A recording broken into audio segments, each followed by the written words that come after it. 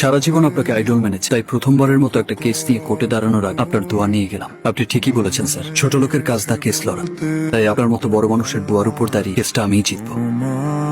মনে করেছো ও ভালো মানুষ হয়ে গেছে? এটাও হয়তো নতুন কোনো ধান্দা। আপনি আপু মামলার বাকি 5 লাখ টাকা নিতে আসছেন। এখানে 5 লাখ টাকা আছে, যেটা তুমি আমায় দিয়েছিলে। আর আমার মায়ের জীবন। সেজন্য তুমি আমায় যে শাস্তি দেবে মাথা পেতে নেব। তোমার মায়ের জীবন আমি ফিরিয়ে দিতে পারবো না, তবে তোমার হারিয়ে যাওয়া সম্মান ফিরিয়ে দেওয়ার একটা সুযোগ আমাকে দাও প্লিজ। বস, ভাঙা আয়নায় মুখ দেখলে নাকি দুর্ভাগ্য আসে। যে দুর্ভাগ্য আমি বয়ে এনেছি শুভ্রাদের জন্য, তার চেয়ে বড় দুর্ভাগ্য আর কি হতে পারে? অহন্তরী বাসা ছাড়তেছে না কেলা। শুভ্রাকে ন্যায় বিচার পাইয়ে দিতে না পারলে শুধু আপনার বাসা কেন, এই শহর আমার এসব সব ছেড়ে দেবে। আপনাকে ঠকানোর অনেক সুযোগ দিয়েছেন চাচা, একবার ওই মেয়েটাকে জেতানোর সুযোগ প্লিজ।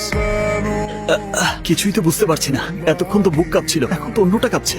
মানে যখন বুঝবো হাঁটু কাঁপতে কাঁপতে হাঁটুর জয়েন্ট খুলে যাচ্ছে, তখন কিন্তু আমি অজ্ঞান হওয়ার ভান করব। বাকিটা তোরা সামনে নিস। হাঁটু কি বেশি কাঁপছে রে কিরমিনি? চল, শুরুর আগেই তো বেরিয়ে গেল। কি বস? ঘাম টিস্যু দে।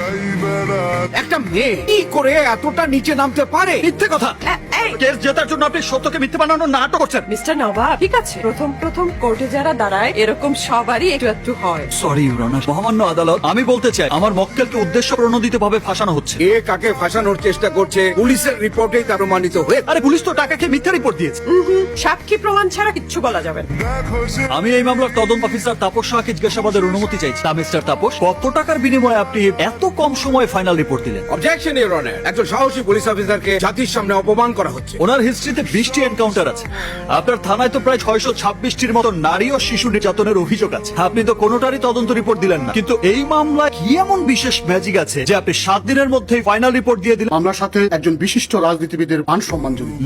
এটাই সেই ম্যাজিক মহামান্য আদালত। দ্রুত সময়ে তদন্ত রিপোর্ট দেওয়া কি অপরাধ? অবশ্যই অন্যায় যদি সেটা ভুল দেয়া হয়। তাপস সাহেব মেডিকেল রিপোর্ট এবং ঘটনাস্থলের প্রত্যক্ষ সাক্ষী 161 ধারায় জবানবন্দের ভিত্তিতে রিপোর্ট দিয়েছে। আমি সেই প্রত্যক্ষ সাক্ষী চা বিক্রেতাকে কিছু প্রশ্ন করতে চাই। সেদিন আপনি কি দেখেছিলেন? আমি কিছু দেখি, সেইটাই পুলিশকে বলছি। তা আপনার দোকান থেকে যে জায়গায় ঘটনা ঘটেছিল তার দূরত্ব কতটুকু হবে? এইখান থেকে ওই মাথা পর্যন্ত।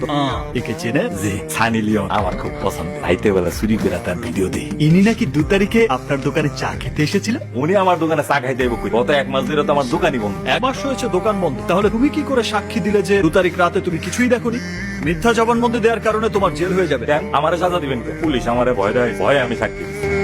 বিজ্ঞ আদালত, যা এখন সম্পূর্ণভাবে পরিষ্কার যে পুলিশের দেয়া তদন্ত রিপোর্টটি সঠিক নয়। অদ্ভুত আমাদের এই সমাজ ব্যবস্থা। যে নারী ধর্ষণের শিকার হয় তাকেই সমাজ থেকে আমরা বিতাড়িত করে দিই। আর যারা অন্যায় করে তারা বুক ফুলিয়ে ঘুরে বেড়ায়। মহামান্য আদালতকে বলবেন সেদিন কি ঘটেছিল আপনার সাথে?